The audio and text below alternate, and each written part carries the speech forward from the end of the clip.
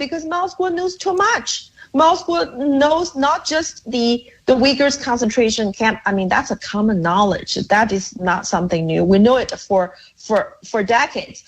What Mao knows is the America's collusion, who has been in bed with the CCP, who has been selling out this country to the CCP. And because of this knowledge, Moscow landed in the federal prison. Yeah. Because he got some very powerful enemy in this country. They don't like him to speak up. They don't want him to tell American people about the most censored truth. Yeah, and of course, I have to tell you, I mean, I'm in the business of being up on news and issues and things like that. And this was the first time I'd heard about these charges against him. Either I was not paying attention or whatever, or this is just another story buried by the American news media.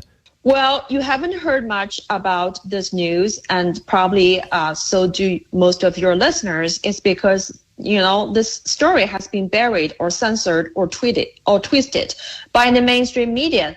They don't want me to come up to tell the story, and that's why my broker cannot book me onto the mainstream media because they don't like the story to be told. Right. Because our story will expose who is the highest bidder in this country. Because, remember, most of the mainstream media, they have been taking tens of millions of dollars from the CCP to run the CCP state-controlled propaganda. Oh, yeah.